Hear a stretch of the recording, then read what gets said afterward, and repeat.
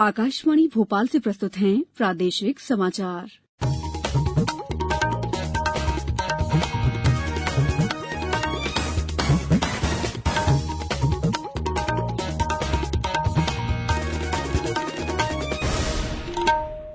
नमस्कार, समाचारों के साथ मैं दीपा सिंह। पहले मुख्य समाचार। प्रधानमंत्री कल स्वामित्व योजना के तहत करेंगे संपत्ति कार्ड का वितरण। पहले चरण में प्रदेश के 44 गांवों के लोगों को मिलेगा लाभ। नामांकन प्रक्रिया शुरू होने के साथ ही राज्य के 28 सीटों पर होने वाले उपचुनाव के प्रचार ने पकड़ी रफ्तार। प्रदेश में अब तक कोविड-19 के 1.25 लाख से ज्यादा मरीज स्वस्थ होकर घर लौटे। सक्रिय प्रकरणों में भी आई कमी। और हमारी विशेष श्रृंखला अच्छी खबर में कल सुनिए इंदौर में चल रहे नदी जीर्णोद्धार के सबसे बड़े अभियान पर खास रिपोर्ट। प्रधानमंत्री नरेंद्र मोदी कल स्वामित्व योजना के पहले चरण में संपत्ति कार्ड वितरण की शुरुआत करेंगे। इस योजना की घोषणा इस साल 24 अप्रैल को राष्ट्रीय पंचायत दिवस पर की गई थी। योजना के तहत ग्रामीण भारत में संपत्ति से जुड़े मामलों के वैध समाधान का लक्ष्य निर्धारित किया गया है। पहले चरण में योजना का लाभ 6 राज्यों के 763 गांवों को मिलेगा। इसमें मध्यप्रदेश के भी 44 गांव शामिल हैं। प्रधानमंत्री ने ट्वीट संदेश के जरिए कहा है कि कल का दिन ग्रामीण भारत के लिए एक बड़ा सकारात्मक परिवर्तन लाने वाला है। उन्होंने स्वामित्व योजना को करोड़ों भारतीयों के जीवन के लिए मील का पत्थर बताया। योजना में 4 साल में करीब 6,62,000 गांवों को फायदा मिलेगा। पहले चरण में 1,32,000 लोग अपनी जमीन के कागज एक SMS लिंक के जरिए डाउनलोड कर सकेंगे। योजना में ड्रोन सर्वे तकनीक की सहायता से गांव के आबादी वाले क्षेत्रों का सीमांकन किया जाएगा। इससे भू संपत्ति मालिक अपने संपत्ति को वित्तीय संपत्ति के तौर पर इस्तेमाल कर सकेंगे। इसका इस्तेमाल लोन आदि के आवेदन समेत अन्य आर्थिक लाभ के लिए किया जा सकेगा। अलग अलग राज्यों में संपत्ति कार्ड को अलग अलग नाम दिए गए हैं। प्रदेश में इसे अधिकार अभिलेख के नाम से जाना जाएगा। हरदा जिले के लाभार्थी इसके लिए प्रधानमंत्री का आभार जता रहे हैं। मेरा नाम चमन राठौर है। मैं ग्राम पिड़गांव का निवासी हूँ। जो हमारे प्रधानमंत्री माननीय नरेंद्र मोदी जी ने योजना निकाली स्वामित्व योजना, वो बहुत ही शानदार योजना निकाली। पहले हमारे दादा पूर्वजों बहुत सालों से आबादी की जगह थी। पहले हम बैंक में भी जाते थे तो मना बोल देते थे, बैंक वाला कोई लोन नहीं। अब हमको हमारा खुद का मालिकाना हक मिल रहा है। अब वो हमको लोन मिल रहा है। हमारे जैसे कच्चे मकान थे आज वो पक्के हो गए और बहुत सी सुविधा हमारे पूरे गाँव में बड़ी खुशी की लहर है। तो इसमें मैं माननीय नरेंद्र मोदी जी का तहे दिल से बहुत बहुत धन्यवाद करता हूँ। मेरा नाम जगन्नाथ अमकर है। मैं इसी ग्राम का ग्राम पिड़गांव का निवासी हूँ और ये भू अभिलेख अधिकार पत्र कल दिए जाएंगे। इसके लिए हमारे सरपंच सचिव पटवारी महोदय ने आबादी को पूरी जमीन को नापा, नक्शे निकाल के पुराने उसको नाप के तैयार किया और सबके नाम जो रहवासी थे जो रह रहे हैं उसको सबको नापा है। नाप के उस पर चिन्हित किया और ड्रोन सर्वे से उसका नक्शा बना है और उसका रिकॉर्ड दुरुस्त करके और इसको इन्हें कल वितरण होना भू अभिलेख पत्र। इसमें मेरा नाम भी है, ये मेरी जगह भी है यहाँ पे।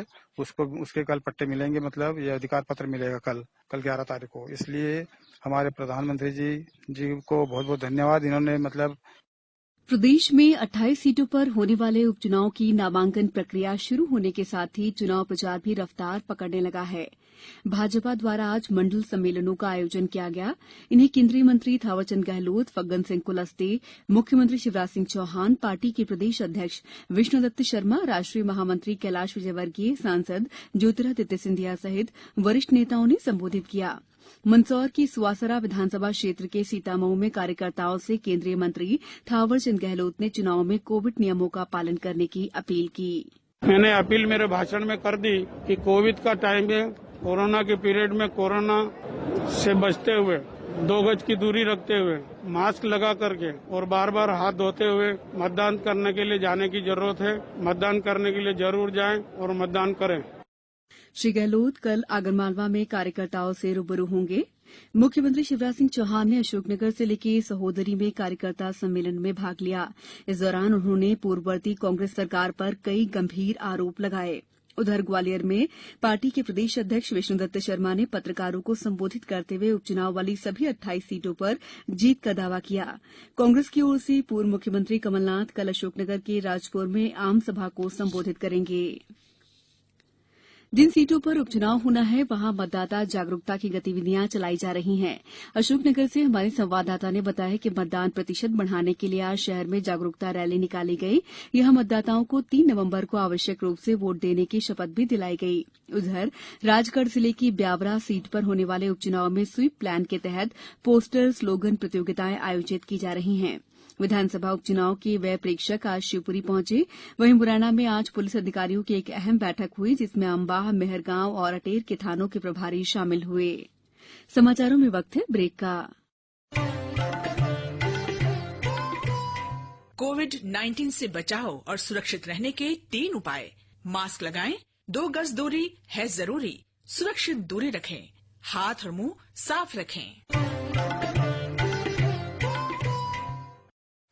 ब्रेक के बाद समाचारों में आपका एक बार फिर स्वागत है। देश में कोविड-19 महामारी से स्वस्थ होने वालों की दर 86% के करीब पहुंच गई है। केंद्रीय स्वास्थ्य मंत्रालय ने कहा है कि देश में अब तक करीब 60 लाख रोगी कोविड-19 से स्वस्थ हुए हैं। इधर प्रदेश में कोरोना संक्रमण से स्वस्थ होने वालों की संख्या 1.25 लाख से ज्यादा हो गई है, जबकि सक्रिय प्रकरण घटकर 16,000 के आसपास आ गए हैं। ये आंकड़े इसलिए भी अहम है क्योंकि राज्य में कोविड-19 के कुल मामले 1,45,000 के करीब हैं। राजधानी भोपाल में आज 234 नए मरीज मिले। छिंदवाड़ा से हमारे संवाददाता ने बताया कि जिले में कल 27 लोगों में संक्रमण की पुष्टि हुई है। वहीं सुखद खबर ये रही है कि 67 मरीजों के संक्रमण मुक्त होने पर उन्हें अस्पताल से छुट्टी दे दी गई। देवास में 39 लोग स्वस्थ हुए, जबकि 14 नए मरीजों का पता चला। होशंगाबाद में 24 नए मरीज मिले, वहीं 70 लोगों के स्वस्थ होने पर उन्हें छुट्टी दे दी गई। अशोकनगर में 5 नए मरीज मिले हैं।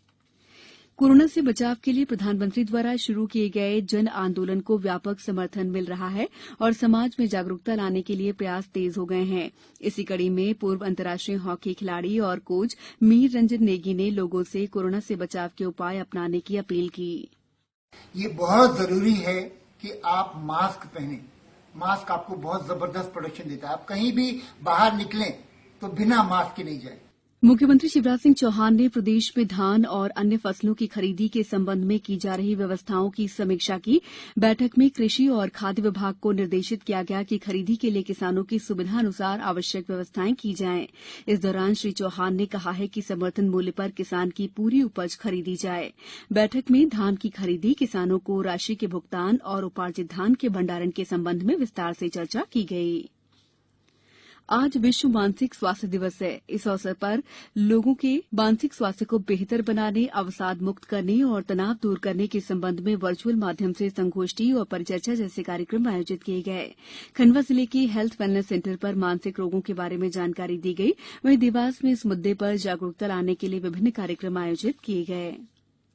हमारी विशेष श्रृंखला अच्छी खबर के 66वें अंक में कल सुनिए इंदौर की कान्ह और सरस्वती नदी के जीर्णोद्धार के लिए चलाए जा रहे प्रदेश के सबसे बड़े अभियान पर विशेष रिपोर्ट।